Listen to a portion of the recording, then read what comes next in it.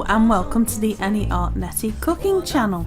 Now in this one I'm going to be making mince pies, but this in particular this part is making a rough puff pastry from scratch. Now less impressive, I'm not making the mincemeat myself. So I've measured out my flour there, 325 grams, and we've got 250 grams of unsalted butter cubed. So I've got also there 10 tablespoons of ice cold water, and it has to be ice cold. So we're just gonna set up there, have a bit of a closer look at that, and I'll just move that bowl up so you can see it. And we're going to start with knit free, purl free. So, oh no, wrong bit.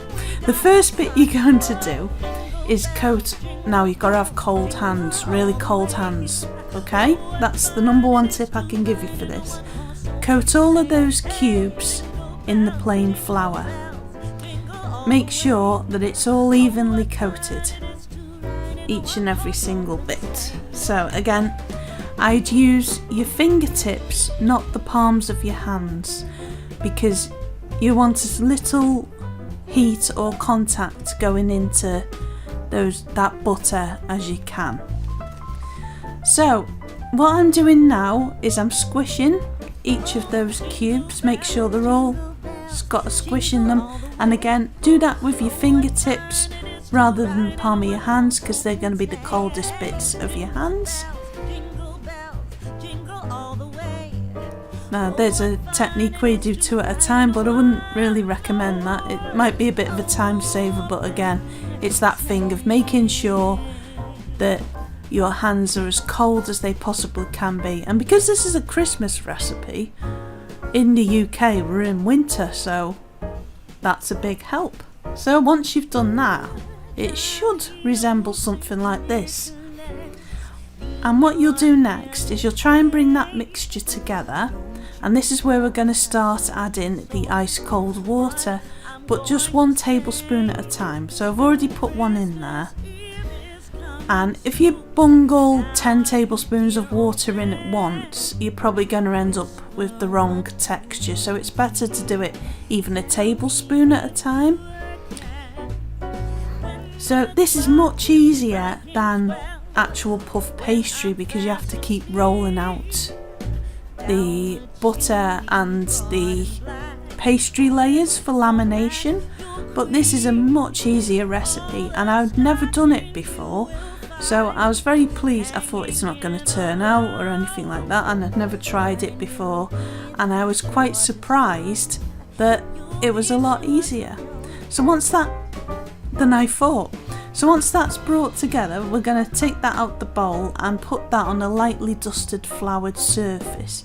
Now I've just noticed right hand side of the video, I'm not sponsored by a certain cereal brand there. It just so happens that it's in my kitchen, it's there. So if you do see any brands or anything like that, I've not got any sponsorships, or nothing like that. Not sponsored or affiliated. Okay, so we're just going to bring that pastry mix together there. Again, make sure you've got cold hands, and don't use the palm of your hands, use your fingertips as much as you can. Just going to fetch some cling film, and this is where it gets kind of a bit, with time, you've got to roll it out and put it in the fridge 4 times. Now it does look a bit rough, hence the rough puff, and we've had that in the fridge for an hour now, wrapped in cling film. I've took it out, lightly dust the kitchen surface and your rolling pin and the pastry, and we're just going to roll that out to about 3 millimeters thick. Okay, so this is attempt number 1 of cooling it, because it has got to be cool all the time. You don't want that butter to melt at all.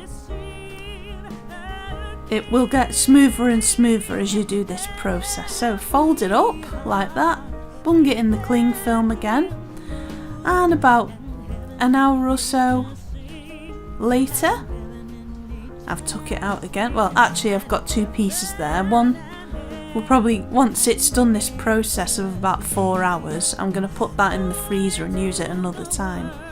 But I think this time what I did was I used it as the topping. So basically that 2 pieces made the bottom and the tops of the pastry for 6 mince pies. So there we go, fold that up, bung it in the cling film and put that in for an hour. Here's number 2, pretty much exactly the same again. An hour later, take out the cling film. You're going to lightly dust it again with flour.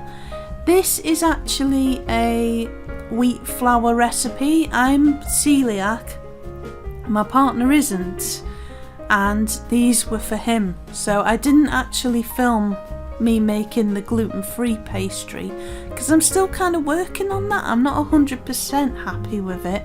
I want to film it when I'm much happier with it and feel like putting it out there in the world and improving on that recipe. So there will be a gluten-free and a vegan version for people who need that, but this sadly is just for people who can tolerate plain flour.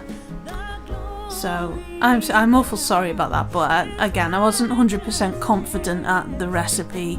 It was nice, but I want to develop it more and make sure it's really nice. Number 2, and here's number 3.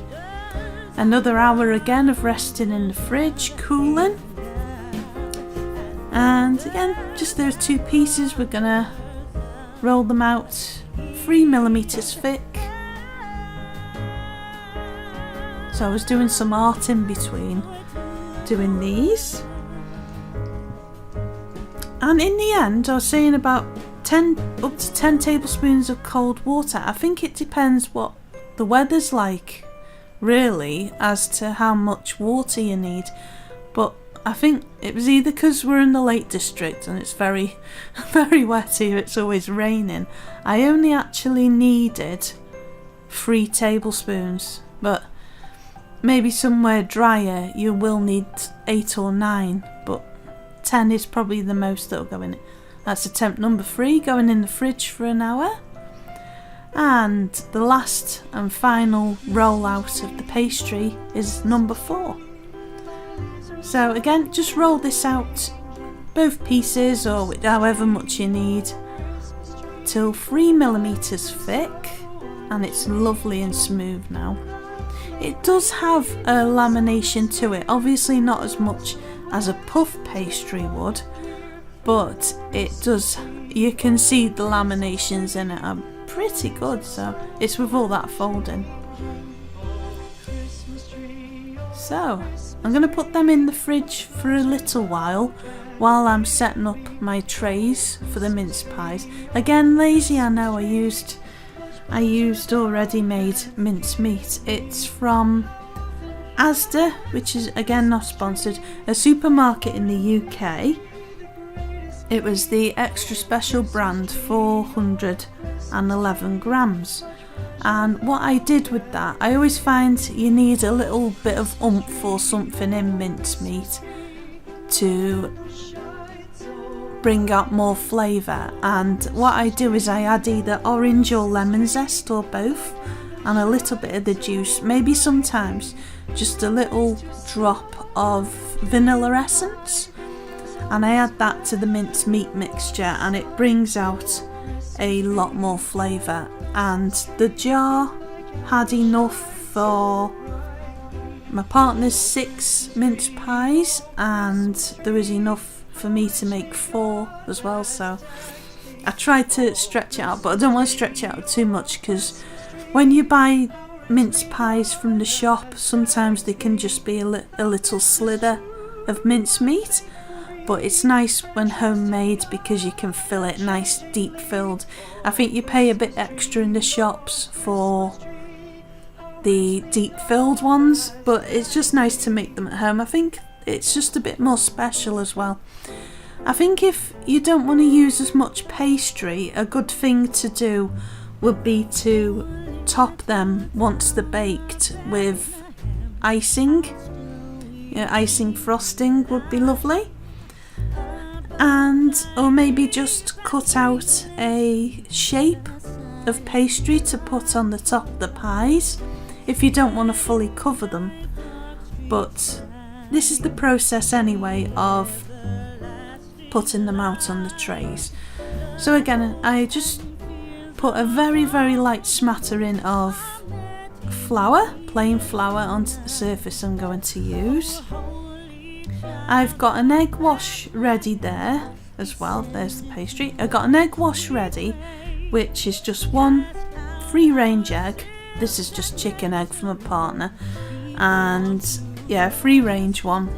Make sure that the chickens have the best life they could ever have. If not, obviously vegan, you know, is always good as well. So I just like to make sure the animal welfare standards are high up there. So free range eggs, highly recommend. Please not battery. That's the only thing I get a bit upset about, is animals, obviously animals being treated correctly. So yeah, anyway, I just thought I'd put that in there because I think it's good to promote good animal welfare standards. So just going to roll out that pastry, and I was saying about the egg wash, wasn't I? I add a teaspoon of caster sugar to that and mix that up, and that's going to be the egg wash on the top. You can use milk as well, but I tend to use an egg wash and caster sugar, just a little bit of caster sugar in it to add a bit of sweetness on the top of the pastry. So I'm just going to roll that out to 3 mil thick, and then we're going to cut out the shapes to make the bottom of the pies. Now in this instance, you don't need, I find you don't need to pre-bake the bottom of them at all. And what I tend to do is when I put the top of the pastry case, the lid on the top of the pies, I get a fork and poke it twice in the top, and that makes it steam on the inside so the pastry cooks then, so there shouldn't be any soggy bottoms. Now we've got them ready, and they're all ready to fill now with the minced meat. So I'm going to put about 2 teaspoons into each one. And again, I've used some lemon zest and a little bit of lemon juice and just a little drop of vanilla essence to bring out a nice flavour in the minced meat there. I'm going to cook them at 220. It's quite a high heat. Yeah man, but it's a dry heat. I always make that joke. 220, that's 200 fan or gas 7, and you're going to bake them for 15 to 20 minutes. You'll know when they're ready, they'll be golden brown, texture like some. And once they're ready, you can dust them with some icing sugar, or you can, if you haven't put lids on them, you can put icing, the white icing, and that's pretty much it. There they are. So yeah, you will notice they do look a bit burnt on the top, but they didn't taste burnt at all. It's just the egg washing. It's a lovely flavour, and they've risen quite well, haven't they? So I hope that was helpful in some way, and a very Merry Christmas, and I shall see you in the next video. Bye for now.